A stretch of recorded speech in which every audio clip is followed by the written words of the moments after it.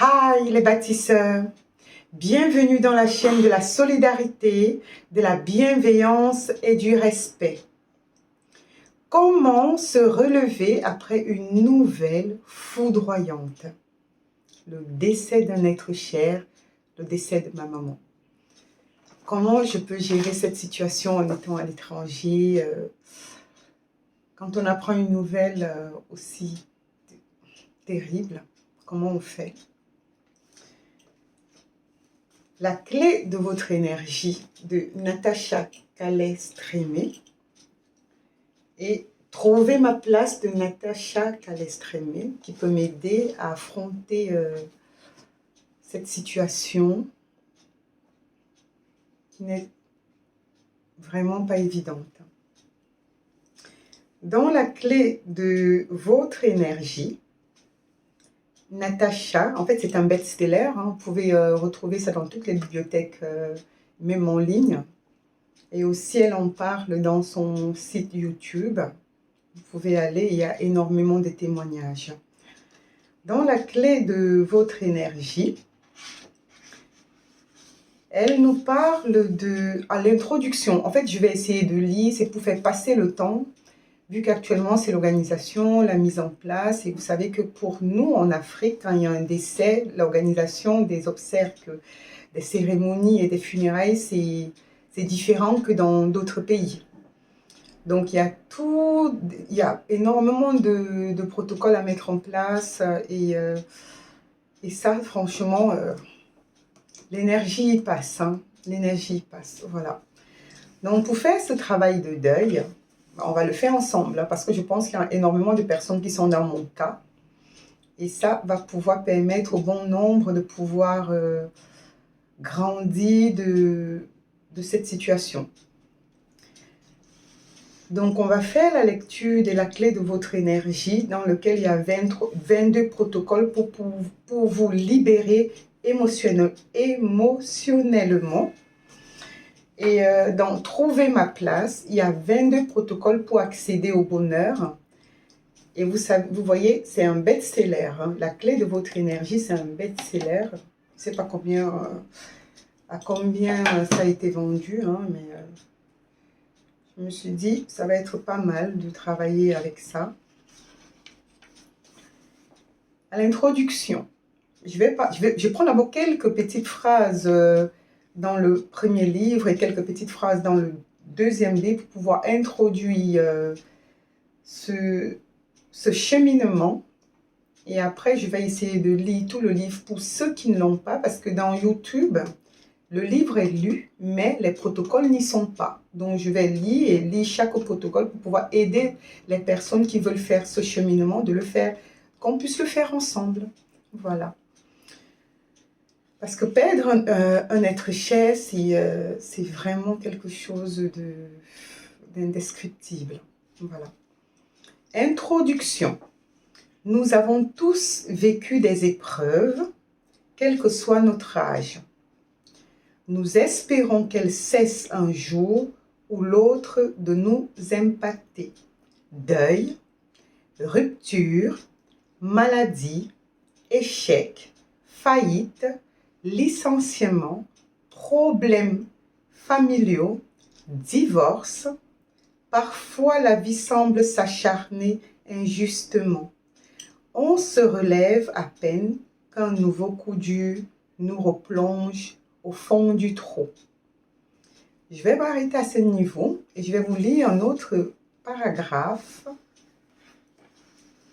Ça va être le chapitre 21. Nous sommes toujours à la clé de votre énergie de Natacha Calais-Strémé, à qui je vous conseille vivement de vous en procurer. Hein. Restez vivant. La mort questionne, interroge. C'est sans doute le plus grand mystère de notre vie. Et face à la perte d'un proche, on se sent dévasté. On m'a souvent demandé, comment considérer ne serait-ce qu'une seconde la bienveillance de l'univers quand on vient de perdre un enfant, un parent ou un conjoint? Évidemment, cela paraît inconcevable. Comment retrouver la sérénité alors que la mort nous a ôté toute forme d'insouciance? Le deuil. À la mort d'un proche, sans qu'on en ait conscience, on entame un processus de deuil. Pour Christophe Forêt, psychiatre que j'ai interviewé, celui-ci est constitué de 4 étapes. La sidération, la recherche désespérée du lien, la phase de déstructuration, l'apaisement.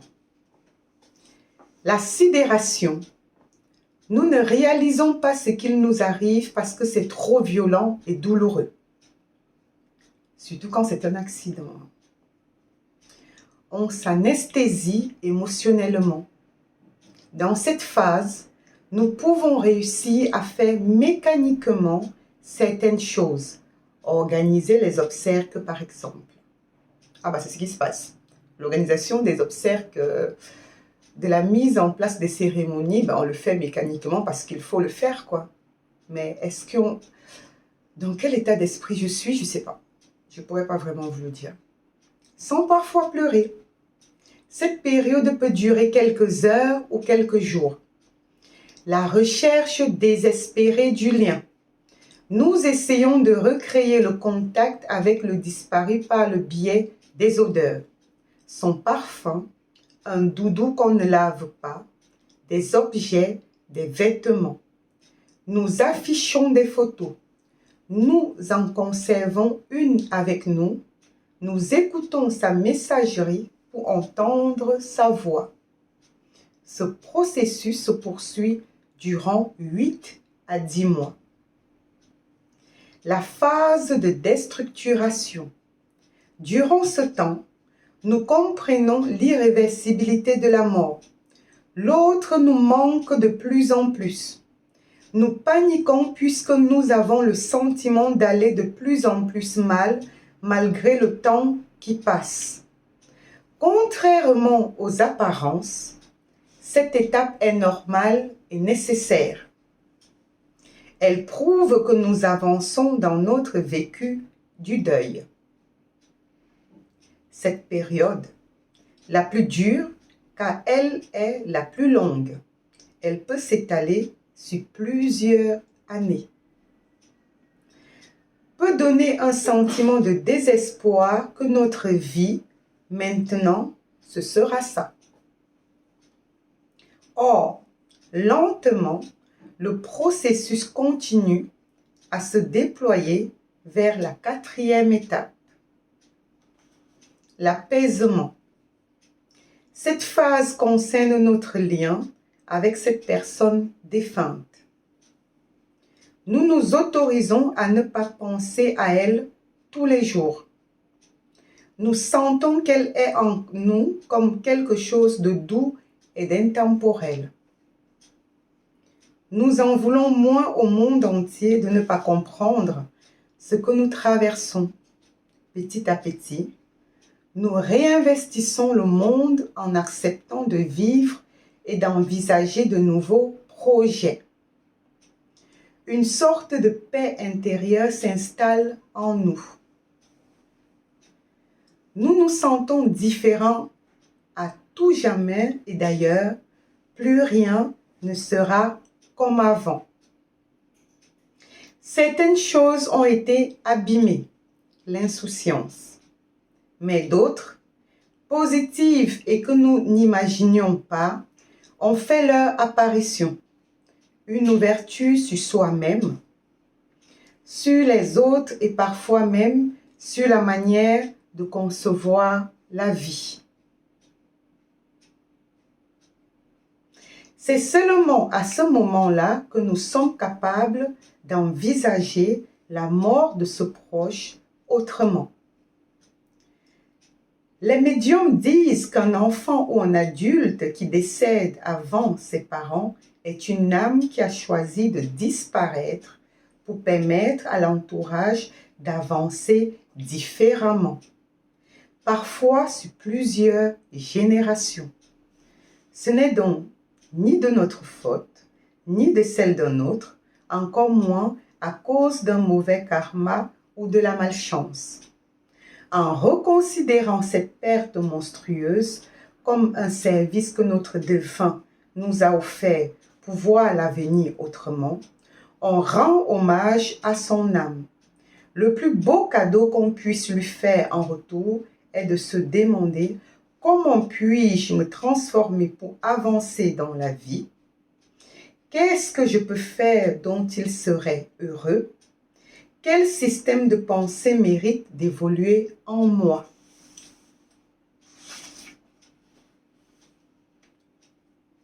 Je vais laisser la clé de votre énergie, que je conseille à bon nombre d'acheter. On va le travailler ensemble. Natacha Calestrémé par Amazon, les sites de vente en ligne, la livraison se fait le jour même, je pense. Et pour le reste, on va travailler ensemble, peut-être pour d'autres personnes qui n'ont pas la possibilité de se l'offrir. On va pouvoir le travailler. Le deuxième, trouver ma place. Comme introduction, je voulais qu'on puisse parler de un puissant enseignement. Cette partie, c'est d'en trouver ma place. Un puissant enseignement est venu après le décès de ma petite sœur. C'est de Natacha Calestrémé. Puis de celui d'une très bonne amie. J'ai mené 2 années de recherche en psychiatrie, en psychologie et sur le plan énergétique. J'ai mis au jour un fait capital. Dès que l'on vit une épreuve, on perd de l'énergie. Dès que l'on vit une épreuve, on perd de l'énergie. Dispute, deuil, humiliation, accident, violence, chômage, divorce, une grande peur ou même de simples déstabilisations lorsqu'elles sont répétées. On perd de l'énergie. Cela génère une succession d'états dont on n'a pas conscience et qui s'enchaînent en quelques fractions de secondes. La sidération, la dissociation, une fuite mentale. La sidération, on est pétrifié, incapable de réagir. La dissociation, on observe la scène que l'on vit comme si on regardait un film. On a l'impression d'être à l'extérieur de nous-mêmes. Cet état dissociatif provoque une fuite mentale. On est incapable de penser normalement. Tout se bouscule en nous. On se sent nul et on ne comprend pas pourquoi on ne répond pas. En réalité, on ne peut pas réagir. Dans les cas graves, violence physique, morale ou sexuelle, ce dernier état est à l'origine de déni. Il ne m'est rien arrivé de sérieux ou de perte de mémoire. Je vais mal, mais je ne sais pas pourquoi. Ce qui devient intéressant, c'est que les psychiatres évoquent une fuite mentale et les énergéticiens et chamans parlent d'une perte d'âme. Ce parallèle entre la fuite mentale et la perte d'âme a soudain fait sens. Si l'on s'éloigne des considérations religieuses, l'âme est le support de la pensée, de la conscience, de la confiance en soi, de l'estime de soi. Elle est le siège de notre énergie vitale. Et cette épreuve vient nous priver de tout cela. on a la sensation d'avoir perdu notre confiance, notre estime, nos pensées, notre énergie et jusqu'à la conscience de ce qui se passe. Nous sommes littéralement vidés, à plat, perdus. On ne se reconnaît plus.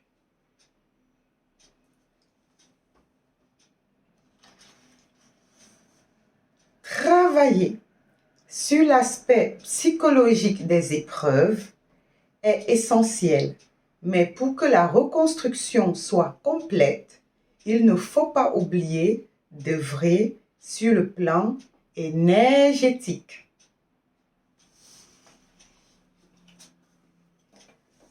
On revient. Natacha Calestrémé, quand elle parle de la clé de votre énergie, là, on voit les expressions que les gens utilisent. Quand d'un coup, tu te sens épuisé, fatigué, l'expression c'est « je suis vidé ». Qui n'a jamais ressenti cette perte d'énergie en s'exclamant après un coup dur « je suis vidé ». Et si nos problèmes de santé étaient l'expression d'émotions douloureuses? Et si les épreuves que nous traversons étaient dues à nos peurs, nos blocages, nos culpabilités? Et si nos blessures remontaient à notre passé, proche ou lointain, voire à un héritage? Cela peut cesser et cela va cesser. Je vous en donne la clé. Grâce à ces 22 protocoles, vous allez réactiver votre potentiel et enfin retrouver votre pleine énergie. Le corps médical en parle. Donc, comme c'est un best-seller, La clé de votre énergie de Natacha Calestrémé est un best-seller.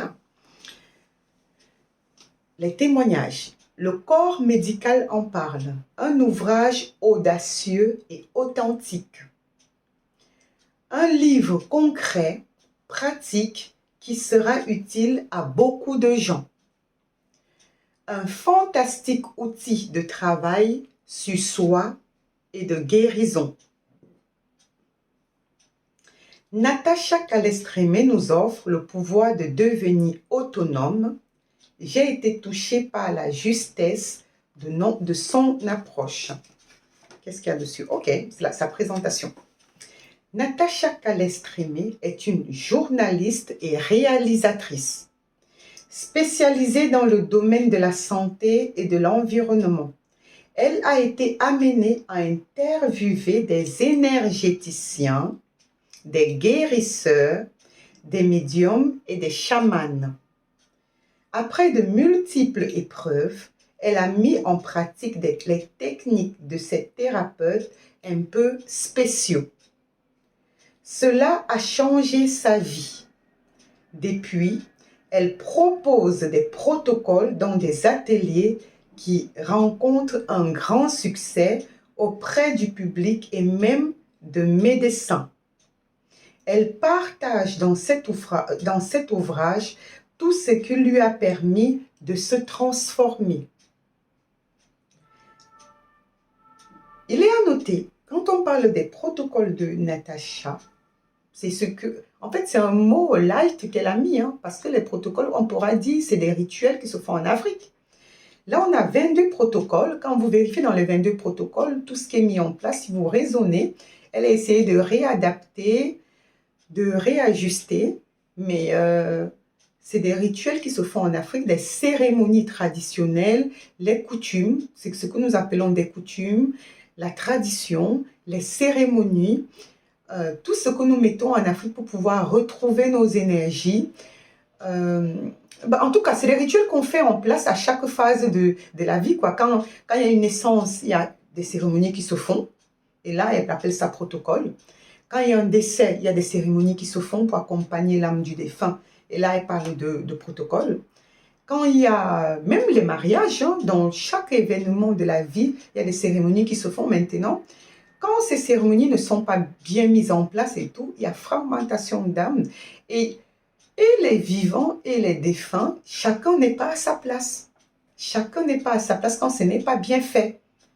Et du coup, les vivants se sentent perdus, vous vous sentez fatigué, épuisé, vous sentez que vous n'arrivez pas à faire votre deuil parce que les cérémonies n'ont pas été bien faites. Surtout ceux qui négligent toutes ces cérémonies-là. Alors là, c'est la Bérésina. Hein? Là, on parle ici, au lieu de dire cérémonie, on parle de rituel, c'est plus light, elle parle de protocole. Et avec trouver ma place, on dit, et si le bonheur, l'épanouissement professionnel, la sérénité ne tenaient qu'à une chose, trouver votre juste place.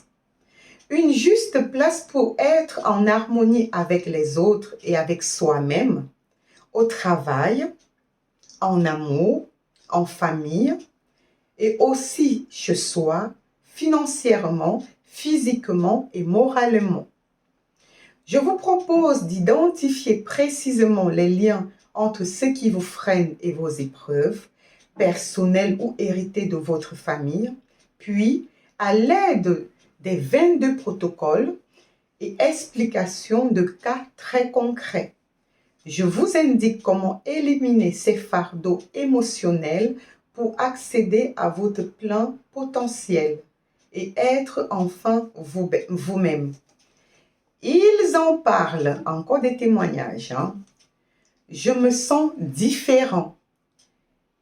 Quelle force incroyable se cache dans cette approche.